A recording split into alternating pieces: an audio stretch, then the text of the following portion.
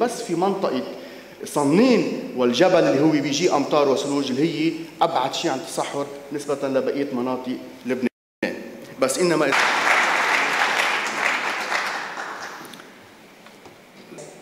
Le président de l'association Terre de Dieu de France, qui travaille pour le rassemblement du peuple de Dieu, entre autres la journée du 25 mars au Liban, il y a 2 ans déjà, la journée de l'unité nationale islamo-chrétienne. À vous la parole.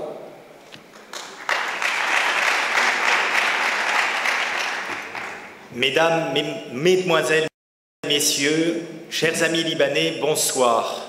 Je tiens à remercier tout particulièrement mon ami Elie Tawile qui m'a permis de rencontrer les personnes qui organisent ce rassemblement ce soir.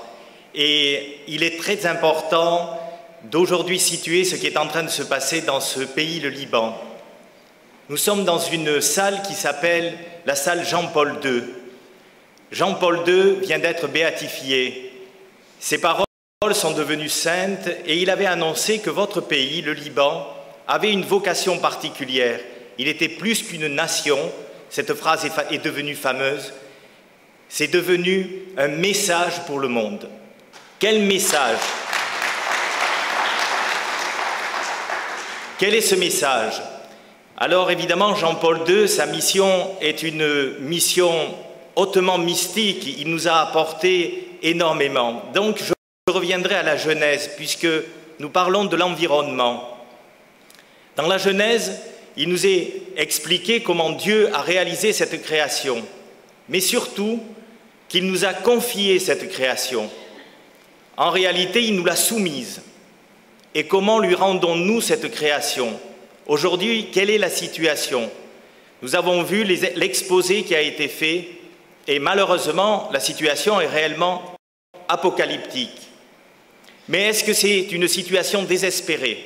Est-ce qu'il n'y a, à partir du moment où nous en prenons conscience, aucun moyen de changer les choses? Bien sûr que non. Si nous en prenons conscience, si Dieu nous met face à nos responsabilités, c'est parce que nous avons les moyens de changer véritablement les choses.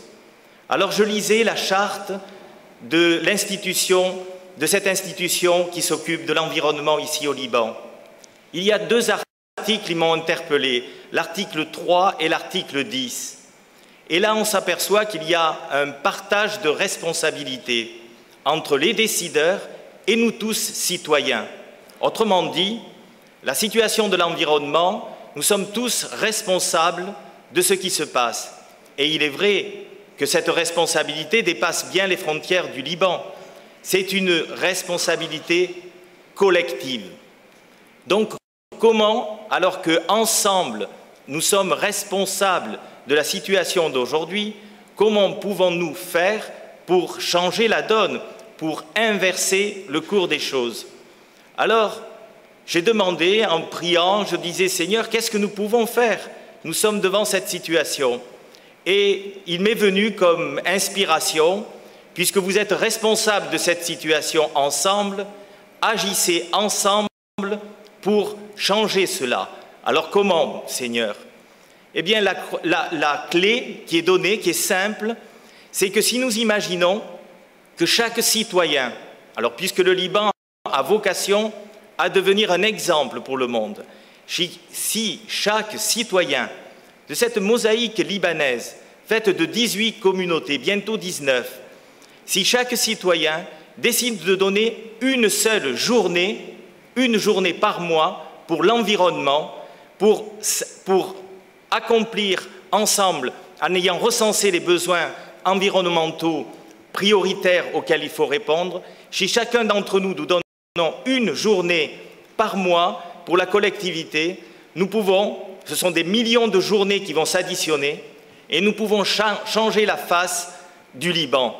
Dieu nous avait confié un Éden, nous en avons fait pratiquement un désert. Nous pouvons commencer à replanter l'Éden. Le Liban a un arbre sacré, il est sur votre drapeau, c'est le cèdre. Le cèdre est considéré comme l'arbre de Dieu. Nous savons que sans oxygène, nous ne pouvons vivre. Les arbres sont fondamentaux. Nous pouvons commencer à replanter les cèdres du Liban et a donné à ce pays qui a cette dimension mondiale, puisque le temple de Salomon a été bâti avec le cèdre du Liban.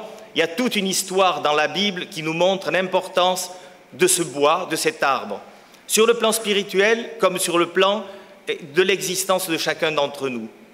Donc déjà reboiser le Liban, redonner au Liban son caractère, sa dimension de jardin d'Éden.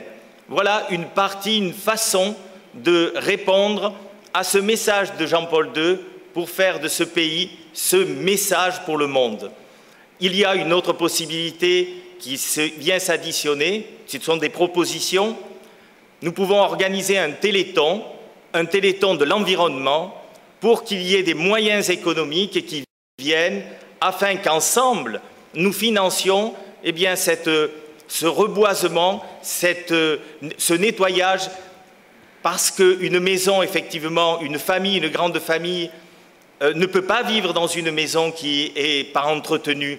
Donc là aussi, nous pouvons tous nous relever les manches pour remettre de l'ordre à la famille libanaise, au pays libanais, et donner par cela. Donc il y a des moyens économiques que nous pouvons obtenir, et en même temps, il y a ces moyens qui font que chaque citoyen va pouvoir être responsable, de la même manière qu'il a été pour la destruction de ce monde, du reboisement et de la réalisation de l'Éden Liban pour le monde. Merci à tous.